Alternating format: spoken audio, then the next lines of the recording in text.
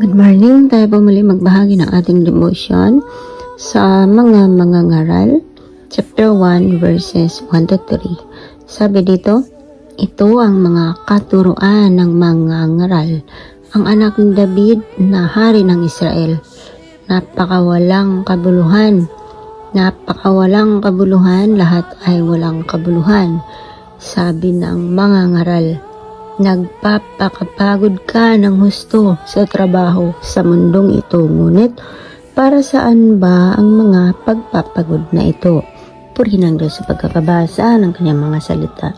Para sa unang chapter ng Ecclesiastes sa atin ay verses 1 to 3. So, tinuturo ng wisdom literature na ito na yung pagbibigay ng panahon, buong buhay mo inilaan mo sa trabaho para kumita, yan mawawalan pa rin ng saysay dahil dito lang yan sa lupa. Kasi ang tayo, sabi sa Job chapter 1 verse 21, naked I came from my mother's womb, and naked I shall return there. So, babalik tayo ng hubad din. Wala tayong dala.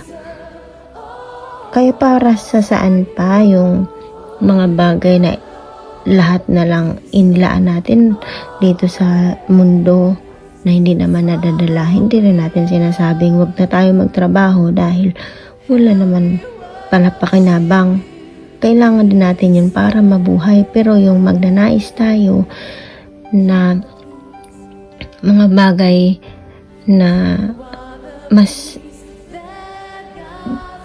alam mo yun, na naipagpalit yung para sa Lord, yung itinutuon mo na lahat ng panahon mo sa pagtatrabaho. Minsan pa nga, tayo pa mismo naghahanap ng trabaho sa araw ng pamamahinga, sa araw ng linggo na iyon sana ay para sa Lord. So, busy tayo sa ibang bagay, pero yung makapagpasalamat sa Diyos, yung relasyon natin sa Diyos ay malayo, no? So, pinapaalala sa atin na lahat ng ito ay walang kabuluhan. Yun ang sinasabi dito sa mga ngaral. At lagi dito sa mga nauna nating pinag-uusapan sa Proverbs na isang islap lang ng Panginoon, mawawala lahat ng inipon mo ng ilang dekada. No? So,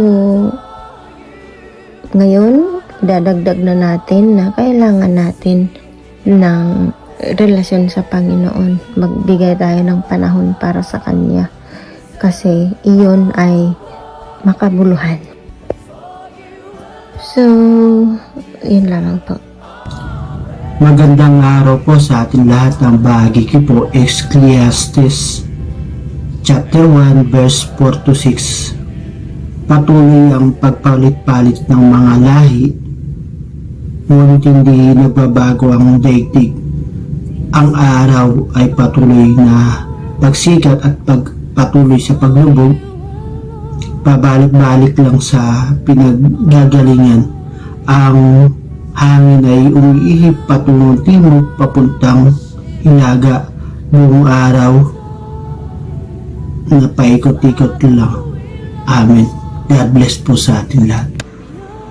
Mapagpalang araw po sa ating lahat. Ang aking pong bahagi ngayon ay mula sa Aklat ng Mga Ngaral, Kabanata 1, Talata 7 hanggang 10. Lahat ng tubig ay umuuwi sa dagat, ngunit hindi ito napupuno. Ang tubig ay bumabalik sa batis na pinagmulan upang muling umagos patungong karagatan. Ang lahat ng bagay ay nakababagot, hindi makayanang ipaliwanag. Walang sawa ang paningin ng tao. Walang tigil ang kanyang pakinig. Ang naganap noon ay nangyayari rin ngayon. Ang mga nagawa noon ay nagagawa rin ngayon. Walang bagong pangyayari sa mundong ito. Ang sabi ng iba, hali kayo, ito'y bago. Ngunit naganap na iyon nung hindi pa tayo tao. Amen. Muli po sa mapagpalang araw po sa ating lahat. Ang babasahin ko po ngayon ay matatagpuan sa Book of Ecclesiastes, chapter 1, verses 11 to 14. Ang sabi po dito, hindi na maalala ang mga nauna at ang nangyayari ngayon ay malilimutan din sa hinaharap. Ang karanasan ng mga ngaral. Ako, ang mga ngaral, ay naging hari na Israel. Siniyasat ko at pinag-aralang mabuti ang lahat ng bagay sa buong mundo. At nakita kong ang tao'y itinalaga ng Diyos sa matinding paghihirap. Nakita kong ang lahat ng gawa ng tao sa mundong ito ay walang kabuluhan. Ito'y tulad lang ng paghahabol sa hangin. Amen. Purihin po ang Panginoon sa pagkakabasa ng kanyang mga salita. Isang pagpalang umaga sa ating lahat mga kapatid. Ang aking pong babasahin para sa ating daily devotion ay nasa Ecclesiastes chapter 1 verses 15 to 18. Ang baluktot ay hindi matutuwid at ang kulang ay hindi mabibilang. Ako'y sumangguni sa aking sariling puso na sinasabi ko, narito, nagtamo ako sa akin ng malaking karunungan ng higit kaysa lahat ng nauna sa akin sa Jerusalem. Oo, ang puso ko'y nagtaglay ng malaking kabihasnan sa karunungan at kaalaman. At inihilig ko ang aking puso na makaalam ng karunungan at makaalam ng kaululan at ng kamangmangan. Aking nahalata na ito man ay nauuwi sa wala. Sapagkat sa maraming karunungan at maraming kapanglawan at siyang nananagana sa kaalaman ay nananagana sa kapanglawan. Amen. Purihin ang ating Panginoon sa pagkabasa ng kanyang mga salita.